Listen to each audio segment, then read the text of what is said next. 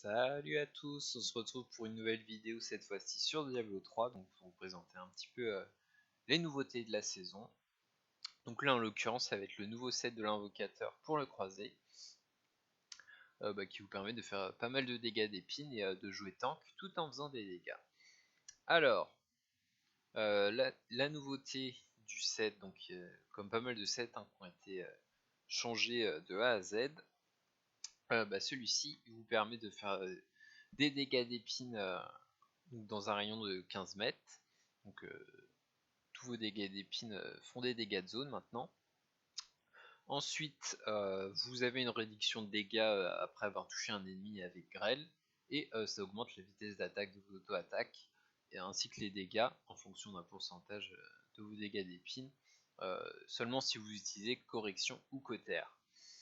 Alors ensuite, donc niveau build, moi j'utilise correction avec renaissance qui augmente ma régénération de vie, sacre qui vous permet de créer une zone où vous pouvez régénérer de la vie et où vous allez avec la rune planche à clous infliger 100% de vos dégâts d'épines toutes les secondes. La charge de destrier avec la rune destrier de fond pour courir plus vite. La galvanisation avec impédance, donc qui vous permet d'augmenter vos dégâts d'épines de 300% tant que la rune est active, donc là en l'occurrence 4 secondes. La loi de la justice avec l'altruisme qui va vous permettre de protéger vos alliés et de rediriger 20% des dégâts qui subissent vers vous pendant 5 secondes. Après, si vous jouez en solo, vous pouvez prendre monolithe qui vous permet d'augmenter votre armure pendant 5 secondes aussi. Après, le persiflage qui augmente aussi mon vie par coup en fonction du nombre de mobs que j'ai taunt. Après en passif j'utilise ferveur, donc qui augmente ma réduction de CD et ma vitesse d'attaque. Vierge de fer qui augmente les dégâts d'épines. Inflexible qui me permet d'augmenter mes chances de bloquer. Et opulence qui augmente un peu ma force. Sachant que vos dégâts d'épines sont augmentés aussi en fonction de votre force. Donc ensuite, si on va aller voir d'abord le cube de canaille, hop.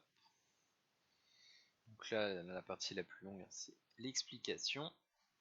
Donc, il y en a plein qui utilisent, le set complet et là qui utilisent où est-ce qu'il est l'anneau des éléments, conclave je crois qu'il s'appelle, voilà, conclave des éléments. Généralement les gens ils jouent celui-là, moi je préfère jouer l'anneau de grandeur royale pour pouvoir utiliser une couronne de léorique et réduire encore un peu plus mes CD. Ensuite, cœur de fer qui est un nouveau passif qui augmente les dégâts d'épines de 300% de votre vitalité. C'est pour ça que je me suis gémé en vita. Et ensuite, frère de sang qui augmente nos chances de blocage. Donc, qui au final, avec le nouvel anneau, lanterne de justice, les dégâts subis sont réduits de 47% de vos chances de bloquer. Donc moi au total là je suis à 77% de base, vous me direz ça sert à rien, parce que c'est 75% le max, et sachant que quand je tape je gagne 15%, oui, mais au moins si j'ai rien d'actif j'aurai quand même une réduction maximale. Ensuite un nouveau set qui a été changé, c'est la marche sans fin, donc avec l'amulette et l'anneau, qui fait que quand vous vous déplacez, les dégâts subis sont réduits d'un maximum de 50%, et quand on reste immobile, nos dégâts sont augmentés d'un maximum de 100%. Alors pourquoi d'un maximum et d'un minimum? Vous voyez là, je suis à 100%, et si je me mets à bouger, les dégâts diminuent, alors que la réduction augmente. Donc vous voyez, c'est en... Hop, et dès que là je suis à 5, je réduis de 50%, et quand là je suis à 100, j'augmente mes dégâts à 100%. Ensuite, on a aussi le nouveau passif de la cuirasse Aquiline.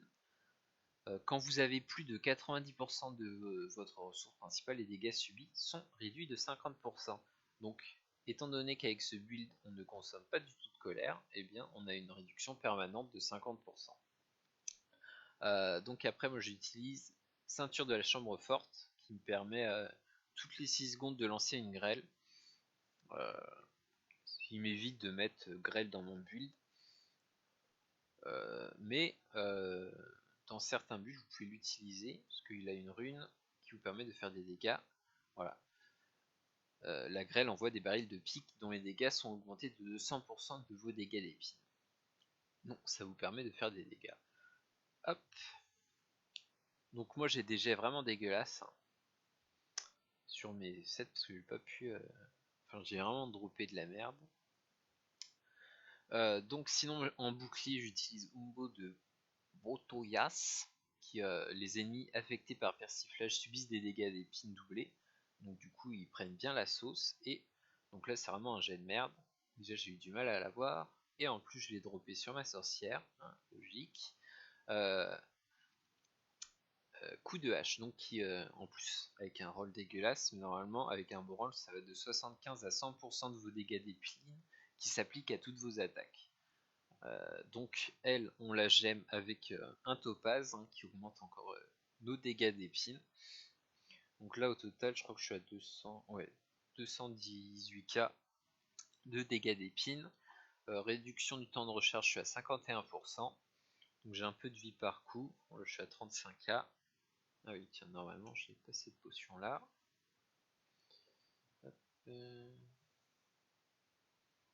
J'ai dû la mettre sur ma DH, mais il me semble que j'en avais droppé une autre pareil.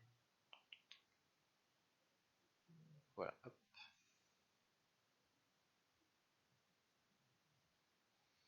Qui augmente la vie par coup. Hop.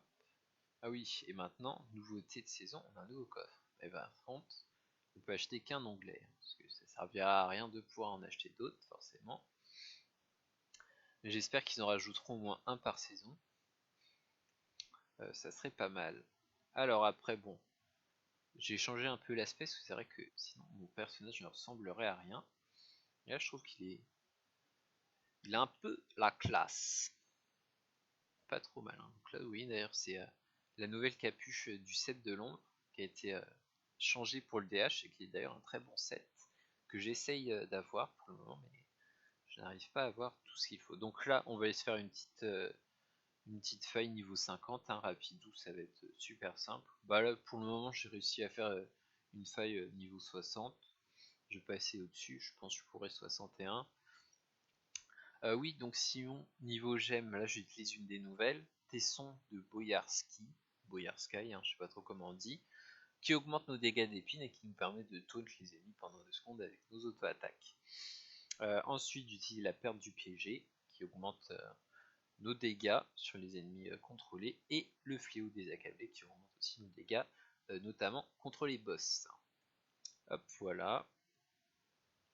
Donc généralement, il faut essayer de se tourner vers la réduction de ces dés, des dégâts d'épine et de la vitalité. Hop. On va faire une 50. Hop. Voilà. Puis en paragon, pareil, il faut booster les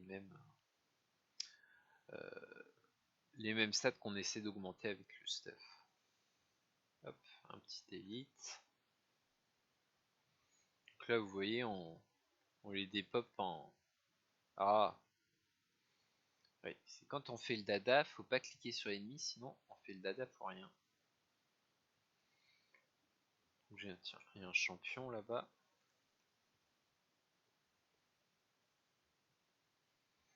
Donc là, au niveau 50, c'est vraiment de la promenade.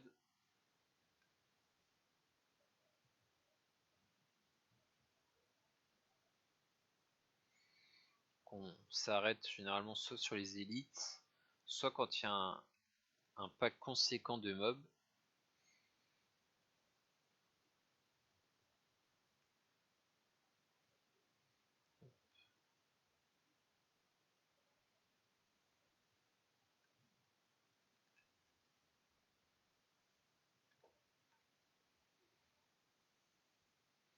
Et là, vous voyez, on prend pas un pet de dégâts,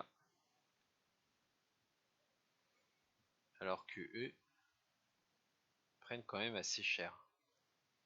Regardez, rien qu'avec persiflage, il se tue tout seul.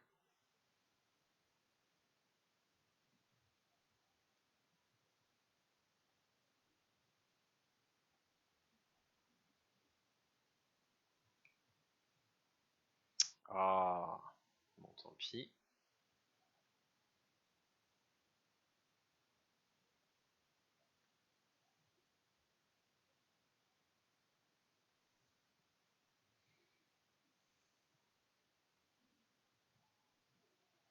Canalisation, bon alors avec ça, on peut se faire plaisir.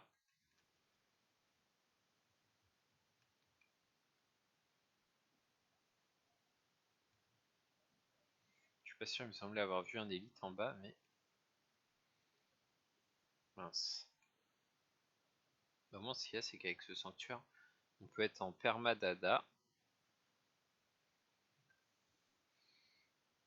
Et aussi, un truc que je vais vous montrer après, c'est un changement de set de 2 anneaux. Et c'est vraiment des trucs les plus intéressants, je trouve, sur cette saison. Qui nous permet en fait de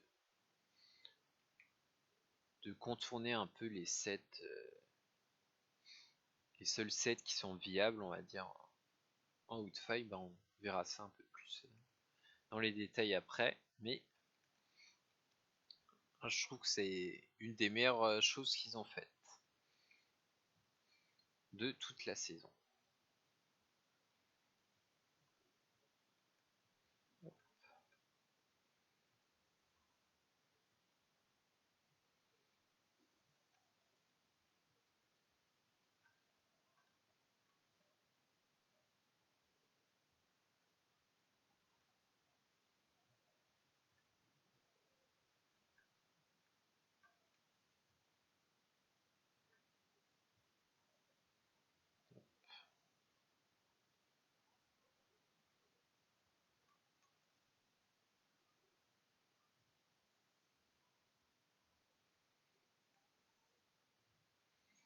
Après, c'est vraiment une promenade de santé.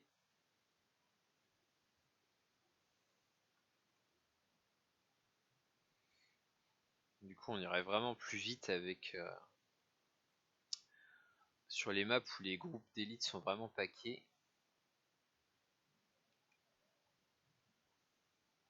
Ça, du coup, on est obligé d'aller les chercher.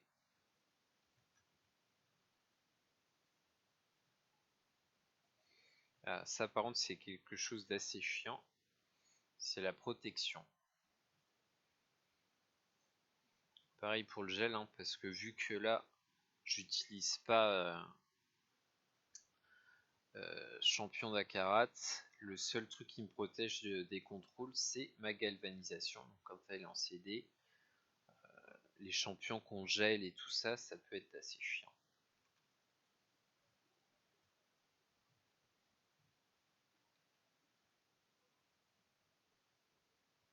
Surtout que j'ai privilégié la vie par coup plutôt que la régénération parce que c'est beaucoup plus rentable. Donc si jamais on est gelé, généralement c'est ce qui nous tue.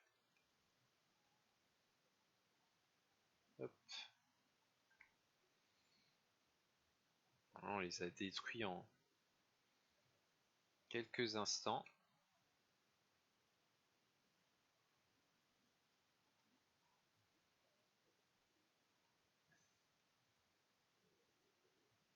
Merde.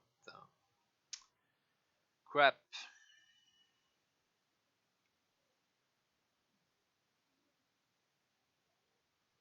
Comme on rappelle ce que pas pu profiter du sanctuaire, c'est con.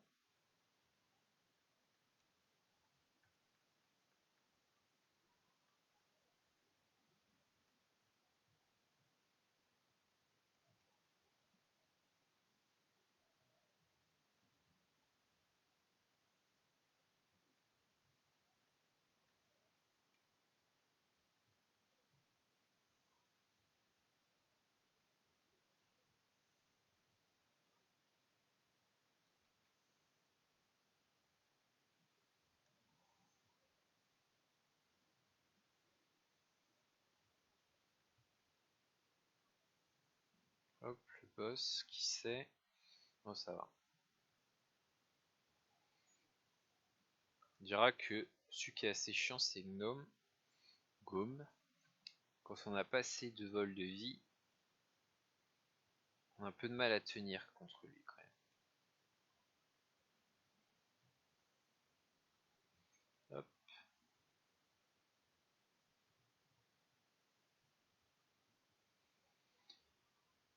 Bon, on va monter autre chose.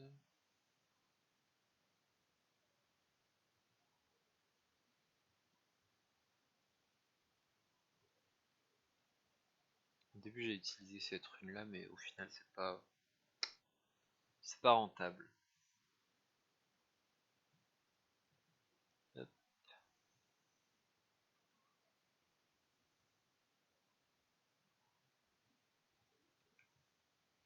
Donc voilà, donc c'est assez intéressant comme build. Et donc ce que je voulais vous montrer, non, voilà, c'est ce nouveau, enfin la refonte de ce set, donc la foule plaintive et la litanie des preux, qui vous permet en fait, quand vous l'utilisez, de ne plus avoir de bonus d'autres sets, mais euh, qui lui en l'occurrence vous donnera 100% de dégâts en plus et une réduction des dégâts subis de 4% pour chaque objet ancien dont vous êtes équipé. Donc vous pouvez avoir un total 1, 2, 3, 4, 5, 6, 7, 8, 9, 10, 11, 12, 13. Donc 1300% de dégâts en plus. Donc pour vos dégâts. Donc après en fonction des items que vous avez, vous pouvez avoir des bonus. Si vous prenez que des légendaires, avec des bonus, vous pouvez avoir du coup des trucs assez sympas au niveau des dégâts de capacité, et surtout vous pouvez vous amuser à faire le build qui vous convient et faire quelque chose qui sort de l'ordinaire, faire des tests et trouver un build qui marche. Donc il y a plusieurs on n'en voit pas beaucoup, hein, parce qu'il faut déjà avoir pas mal d'objets anciens, mais moi ça va me permettre de pouvoir faire des builds sympathiques que j'aimais bien jouer, hein, dans les saisons précédentes, mais qui n'étaient pas joués parce que ils servaient à rien, parce qu'ils faisaient pas de dégâts. Donc là vous pourriez même faire des builds avec du contrôle et un peu de dégâts, et de quoi faire jouer selon vos envies. Voilà, on se retrouve pour une prochaine vidéo, allez, salut!